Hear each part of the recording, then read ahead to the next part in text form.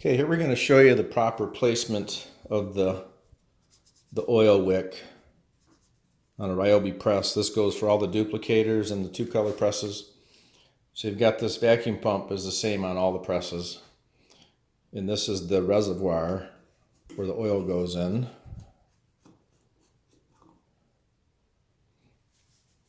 It's going to kind of look like that. So this little jar is actually plastic. Just got a ring on it. It's got a big O-ring. This one fits a little bit sloppy, but it still seals okay. And the oil should be like a 20 weight non-detergent, not an automotive oil. It should not have a W in it, just a straight weight non-detergent 20 weight oil, pump oil.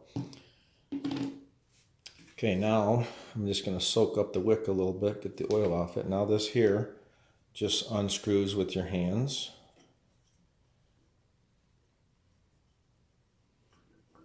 And then you're going to have a little bit of wick sticking out. You can see that's actually got a big ball of yuck on it. That was probably clogging the hole, and this pump probably wasn't pulling very much oil, I'm thinking. So what we're going to do, we're going to put a new wick in here. You can see there's two holes under there. This hole here on the bottom and this side is for the filler when you fill it. This other hole is where the wick goes. The wick goes in there and comes out here. A couple things to know about this piece is people over tighten this on here. This is a pipe thread, which means it's tapered. They'll over tighten this on there too far, and this will crack right down through there and create a weak point where the vacuum is now going to suck here instead of through here. So this pipe here comes off the vacuum pump. This is the vacuum side of the pump here. So this is also has a slight amount of vacuum to it. So the purpose of this is to suck oil from the jar to get in the pump to lubricate it.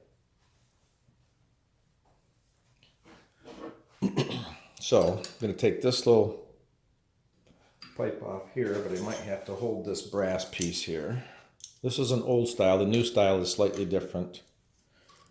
This is a 13 millimeter. I'm just going to loosen this up.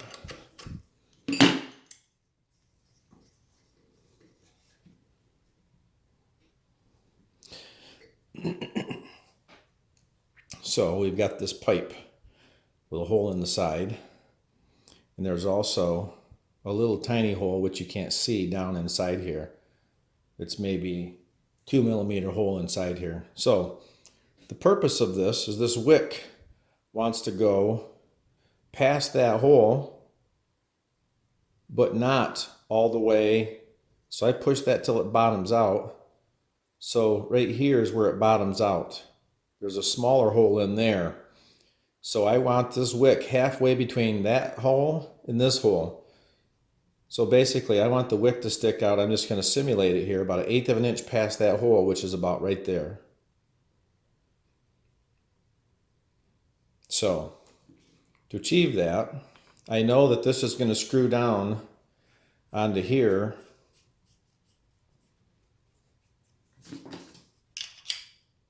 About that far.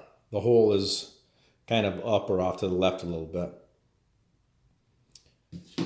So when that wick goes up in there, I want to just make sure it goes past that hole. So the way to do that, I know that there's about 2 threads left on this one that's tight.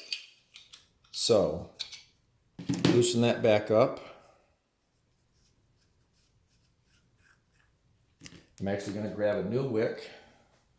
I'm going to fold it in half. This is not a pipe cleaner. This is a special, almost like a nylon material. So I'm going to fold that in half. Then I want to push it in this hole. And I'm going to have it come through like that. And I'm going to pull it so it's kind of tight. And I'm actually going to bend it so it goes in, and it's like a 90-degree angle in there, like so. So if I simulate where this is tight, I'm going to have 2 threads showing. That wick is actually out too far. I only want 1/8 of an inch past the hole, so I'm going to bring this back a little bit. Then I'm going to hold it tight like that. I'm going to hold that. So this wick can't go in or out. So I'm going to check this again. And that looks about right. When this screws into here, when this is tight, that wick is going to pass that hole by about 1/8 of an inch, which is what I want. So from right here, I can go ahead and hold that wick so it can't go in or out. I'm going to tighten it. Get this back in there and tighten it.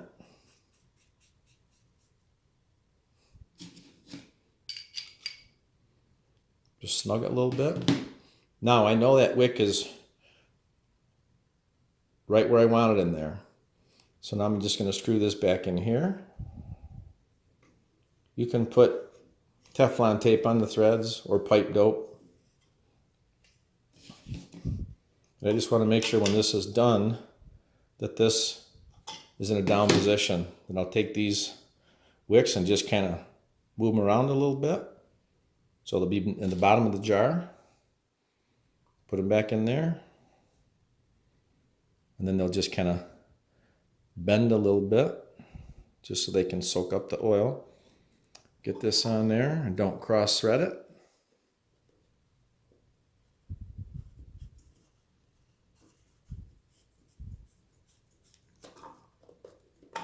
Looks like this one's already been cross threaded.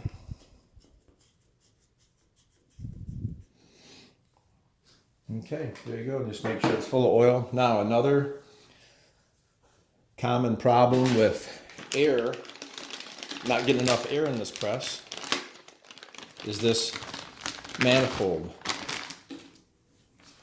This is actually what all the hose is hooked to. This is located where you're loading your paper on the press. If you kneel down, there's 4 hoses.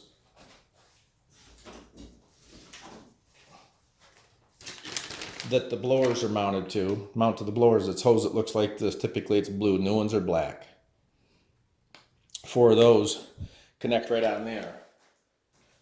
Quite often, if you look here, you'll see all this glue. This is a brand new one. This is all glue.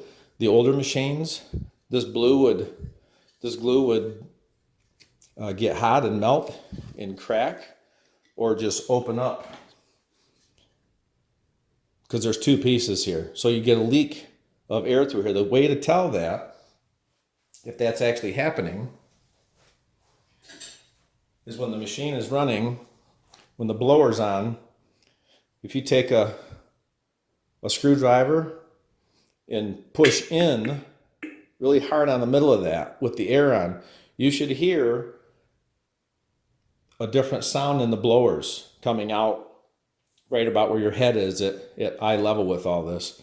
If you push in, you should hear more air or let go. That means this is either cracked and damaged, or this needs to be re-glued. So you have to pull it out, clean it all up, re-glue it. It's just as easy to buy a new one. I think that part's like $35 or $40, including shipping from us.